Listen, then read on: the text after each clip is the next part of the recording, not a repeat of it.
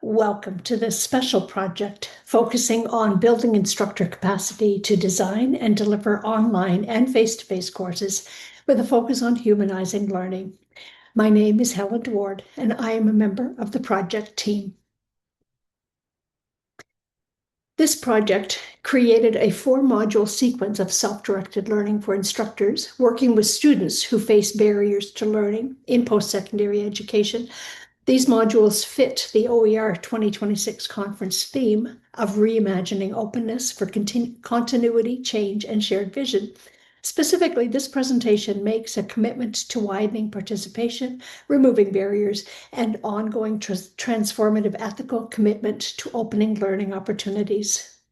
The modules we developed as part of this work is grounded on the research by Bali, Cronin, and Janjani in the areas of open pedagogy from a social justice perspective. This focuses on both teacher and learner course content and pedagogical practices and social justice practices infused into course and learning processes. The modules incorporate this definition of humanizing learning as proposed by Pacansky-Brock's research, where humanizing online learning ensures that non-cognitive components are addressed through instructors to student relationships and community building, allowing for connection and empathy to drive student engagement and course content rigor.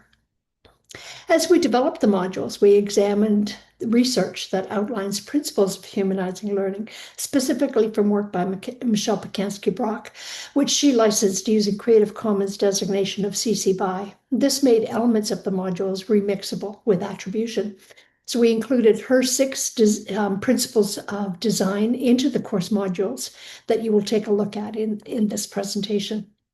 We introduced Bryson's research on the elements to incorporate into learning, while also examining how instructors could incorporate both cognitive and affective elements into course design. We infused Nell Nodding's work on relational care into the second module, as well as Garrison, Anderson, and Archer's work on community of inquiry. This sketchnote pulls together the disparate elements in the humanizing learning modules and is offered as an anchor to the concepts surrounding humanizing learning. Pacansky-Brock et al. Outlined key principles when humanizing learning that include culturally responsive teaching, social presence, universal design for learning, liquid syllabi, adaptive teaching, and including asynchronous video discussions and communications. These are further explored in the modules that we developed. So an awareness of core principles of trust, presence, awareness, and empathy are further explored in the modules. When humanizing learning for online courses, we consider some of the pedagogical tools and actions that Pacansky-Brock presents in her course designs. Each is explained further in the modules. So these include a liquid syllabi, a humanized homepage, a pre-course or getting to know you survey, providing warm, wise feedback, incorporating a self-affirming icebreaker, which helps build a stronger sense of community in a course, including a wisdom wall activity, incorporating bumper videos, and developing a set of micro-lectures for course content. These are only some of the suggested pedagogical practices explored in the modules we developed. Further to the 8 elements, Pacansky-Brock outlines elements to build into the course design, as well as suggestions for facilitation as the course is being delivered.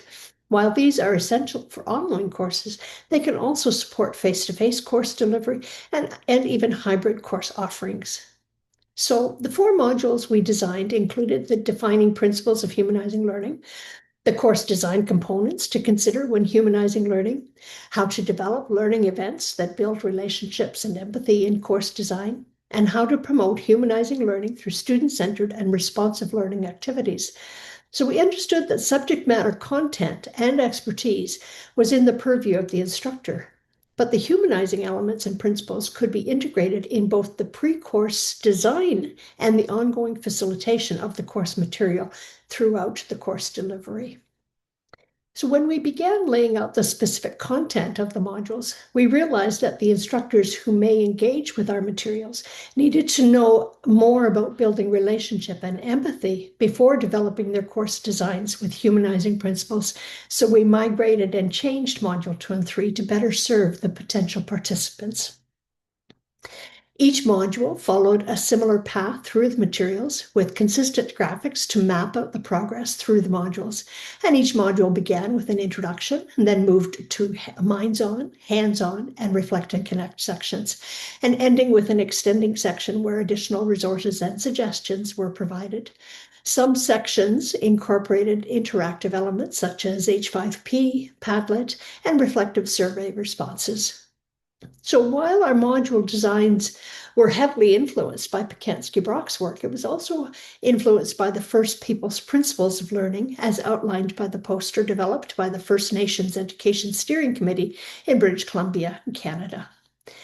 And part of our module design introduced the key items and parts of the Universal Design of Learning as outlined by CAST, an organization in the US. So UDL humanizes learning when it is transparent, inclusive, evidence-based, and engages learners to be purposeful and motivated, resourceful and knowledgeable, and strategically goal-directed.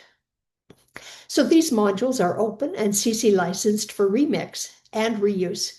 The design was cloned from a version of Designing Quality Tech-Enabled Learning Experiences, which was an eCampus funded press book. Thank you. Enjoy the presentation.